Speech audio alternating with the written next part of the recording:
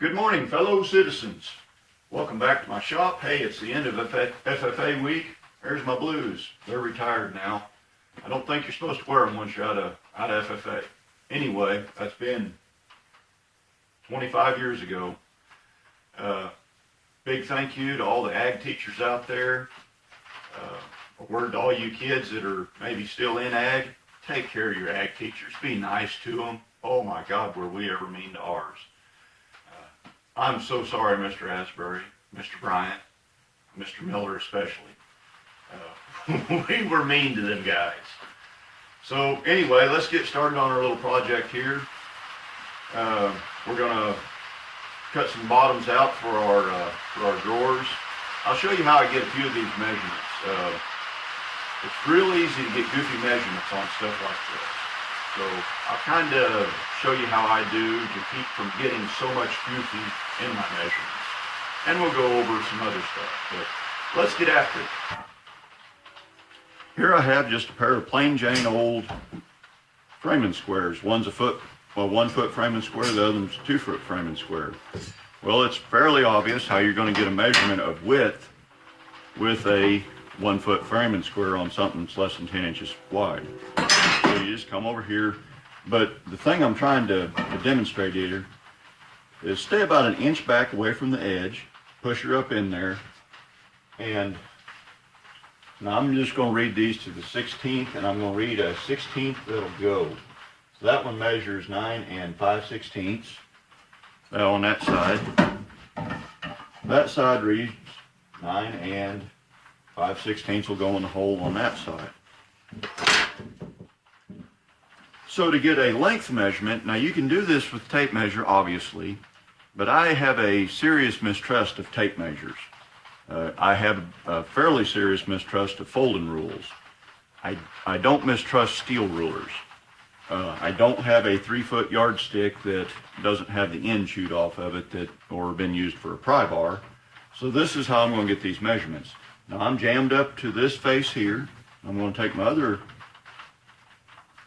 square and jam her up into this face here.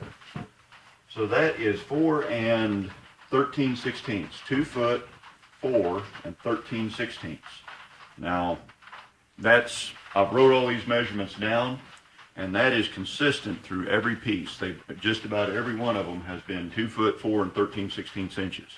So I know I can cut all of my bottoms to length at 2, 4 13/16. My widths vary because if you'll remember, I made 2 different drawer sizes. One's an 1/8 narrower than the other.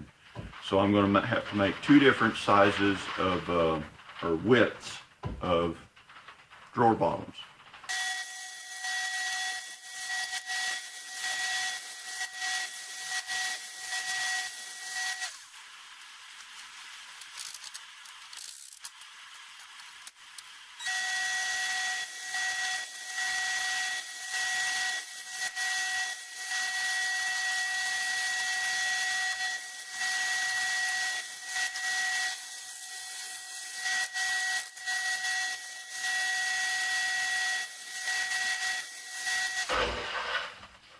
Here's my skate, my crosscut skate, crosscut slide, crosscut jig, whatever you want to call it, and it's flipped over upside down. Now this was getting a little bit loose in the slot, so a while ago I sat around and I clamped up some little bitty thin sections of pine on this. Now the bottom of this is just 1/4 inch plywood. This is a piece of oak that I ripped out. And it's never fit this slot real tight. I don't know, I guess that day I couldn't read a tape measure or something. But anyway, it was never real good and tight in the slot. So I put 3 bearing spaces, or bearing surfaces on this. I don't know what you would call this even, but I put 3 bearing surfaces on this. So what I'm going to do is just take a sanding block and knock these down flat on the top. Fit it into the slot, not really tight, but with a good slop-free fit. And then I'm going to check everything for square.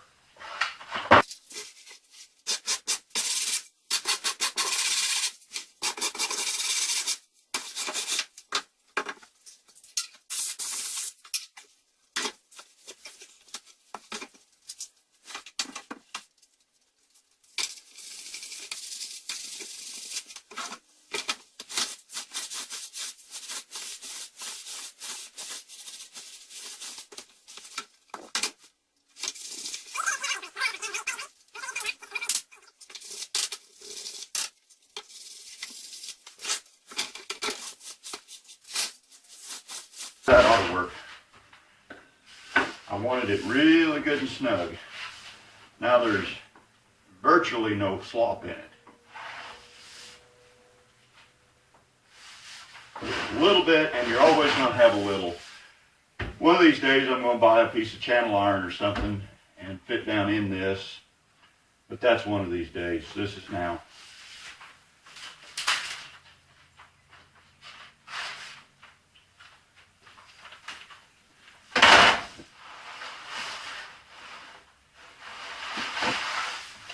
Okay, my margin from here to the edge of the slot in my zero clearance insert is consistent as I slide her up. So I know that this is still tracking parallel to the movement. And I can just lay my square up here, and I'm within half a 64th, it looks like, which is close enough. We're not building a fine Swiss watch. Okay, there's that.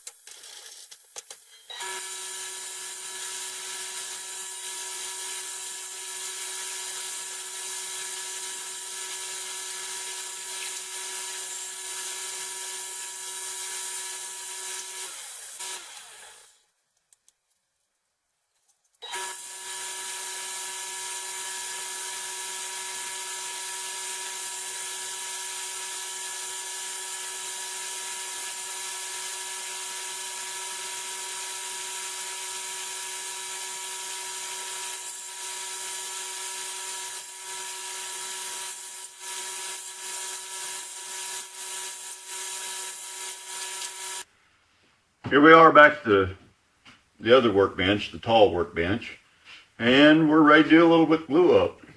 First thing I'm going to do is I'm going to take my bottom, I'm going to lay it in here, and before I smear glue out all over everything, I'm going to make sure that it fits. Now this may sound silly to you, but you know, I really don't know what I'm doing sometimes.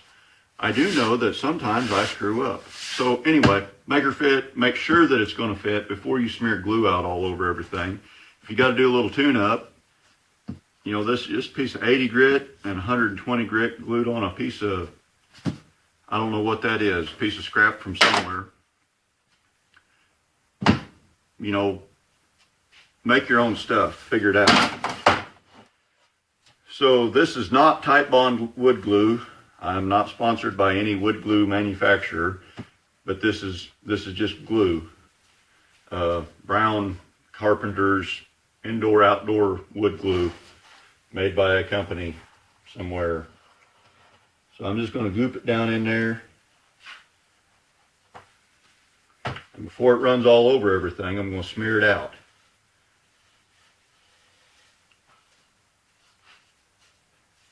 I don't know if this is actually important, but I just like to get a nice even coat of glue all over everything. And the only way I've ever figured out how to do that is by using a paintbrush on it.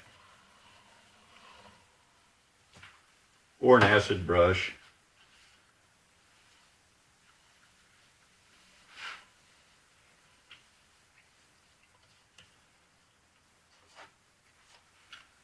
And I could have been just a little bit cleaner with my glue. I made a mess.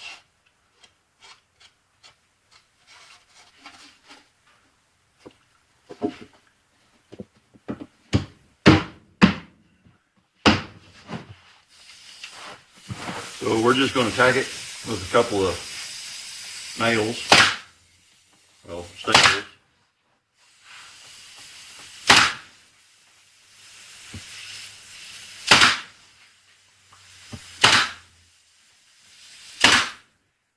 And that hose needs some repair. It's leaking.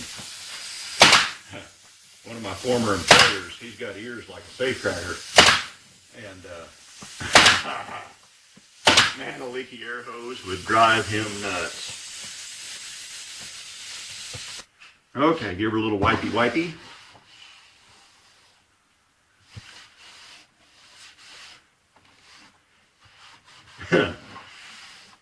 And you boys that have got children, you will know the sound of, "Dad, I need a butt wipe."